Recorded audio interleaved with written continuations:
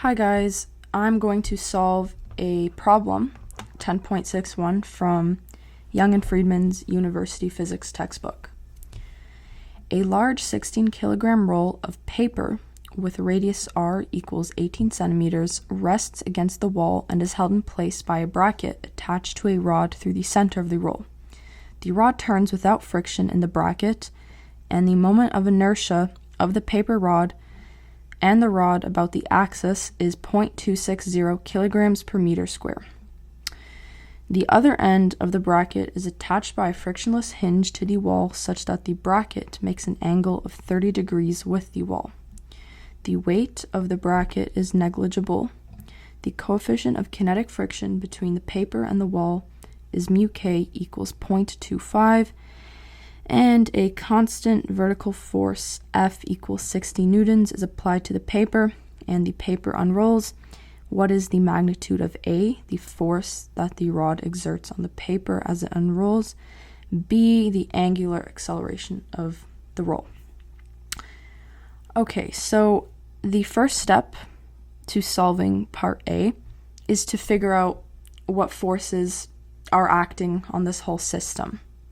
Okay, so let me draw our force from the rod. So I'm going to call that Fr, and it has a horizontal component. We're going to say that is Frx, and I'll use red. A vertical component Fry. Then we have gravity going downwards, and we also have the 60 Newton applied force called F. That's what the question called it. And we also have our normal force going this way. And let's see, is that everything? Oh, no, we need friction. Right. So friction points upwards like this. And the reason why friction points upwards is because as the paper rolls this way, friction is going to be opposing its motion, which points upwards. Okay, so now the next step is to figure out our sign conventions. So I'm going to call the right positive x and the left negative x, and we're going to call down positive y and up negative y. And you're probably used to seeing down being called negative rather than positive. However, for this question, it's more convenient to label down as positive because the force that's pulling the paper is going downwards. So it's just more convenient to call down positive. But either way, you can make down positive or negative as long as you stick to whatever convention you declare. But now what we need to do is write out a summation of forces equation.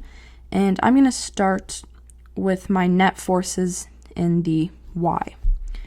Okay, so net forces in the y equals, so Fry points up, so that's negative Fry.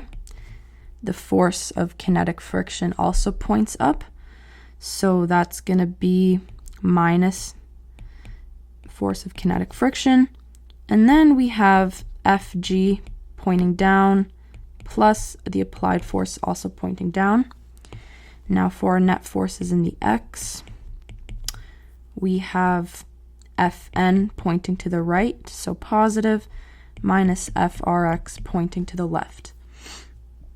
Now, the next thing to remember is that this system is at rest. So its center of mass is stationary, which means that all forces acting on the body, they cancel out to be zero.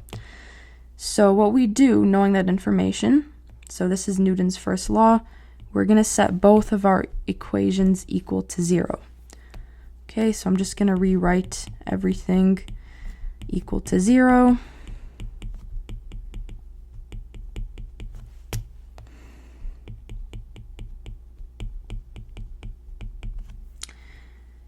Okay, so now let's see.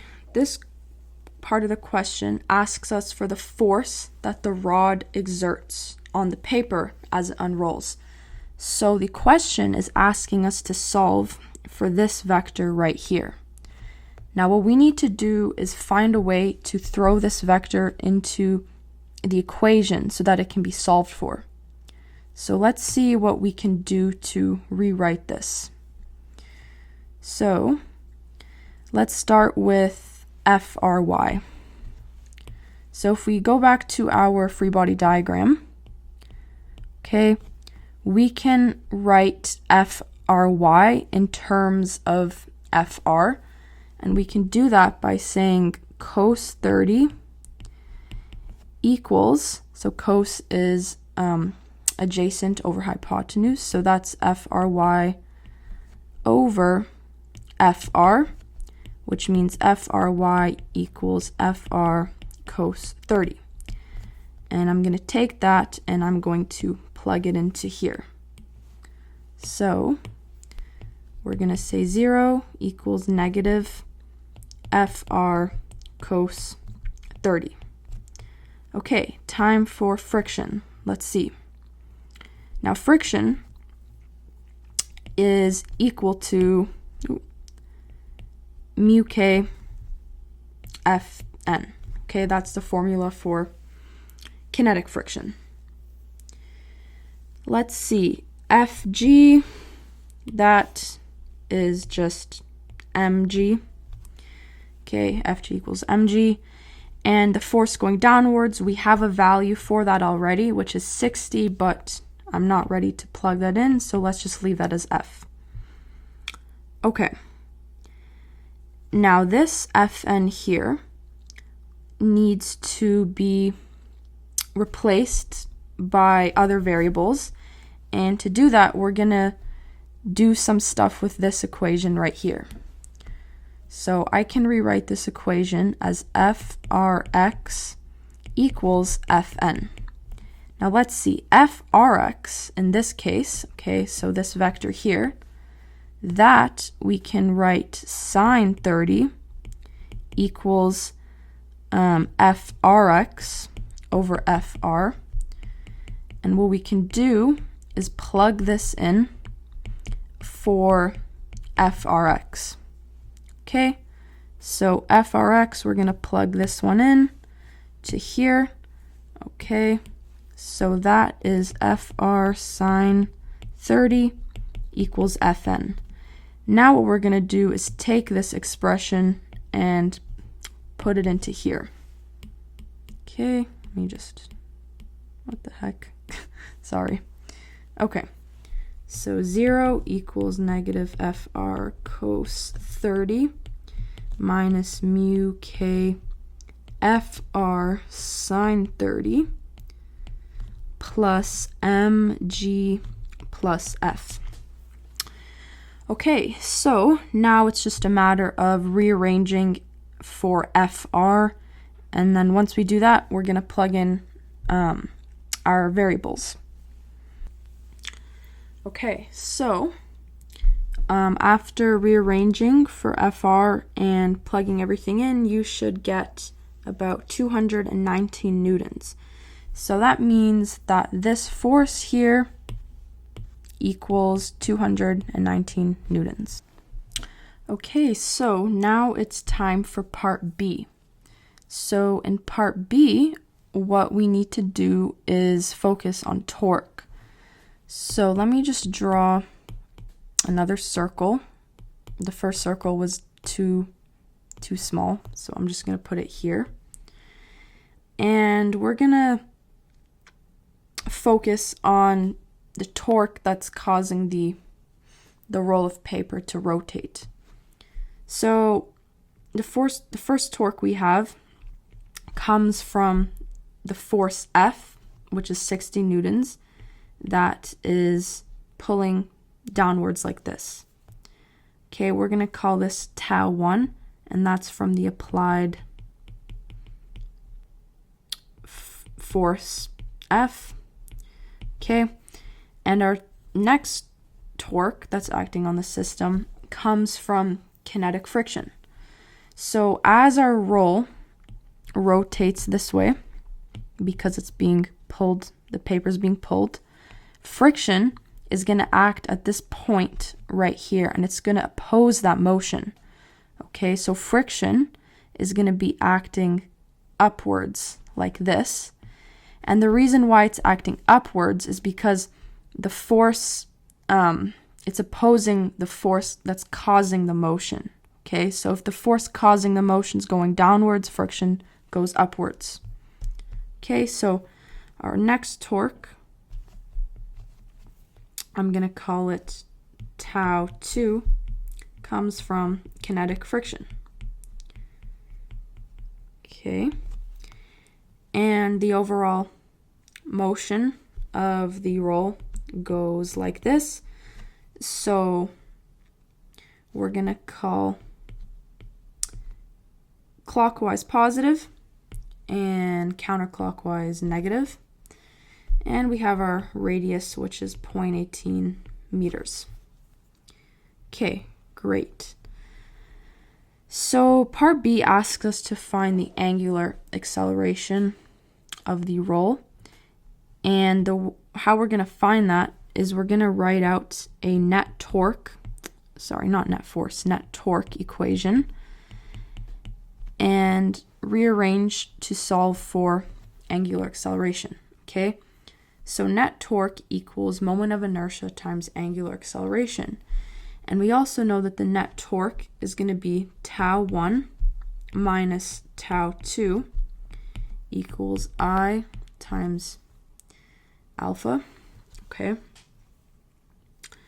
so tau 1 is going to be equal to the force F, which is 60 newtons, times the radius of the mass, and tau 2 is going to be equal to the force of kinetic friction times the radius of the mass again.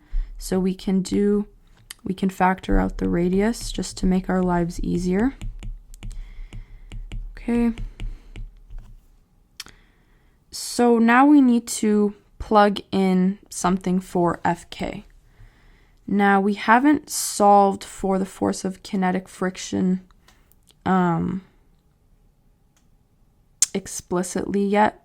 We use the equation to help us solve for something else, but we didn't exactly solve for what the force of kinetic friction equals. So that is what we're going to do now. Okay, so Fk equals mu k times Fn. And we know what mu k is, and we also know what Fn is. We said that Fn equals Fr sine 30. All we have to do is plug in the numbers we know, and we know Fr is 219 newtons, and then we just put sine 30 into our calculator. Okay, 0.25 times 219 times sine 30. Okay, the force of kinetic friction is 27.375 newtons.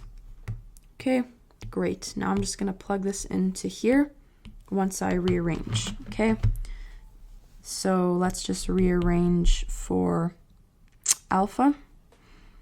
That's equal to R times F minus Fk over I. Now I'm just going to plug in all my variables. Okay, so all the variables are plugged in, and our angular acceleration is 22.6 radians per second squared. So yeah, that was this question, and thank you for watching.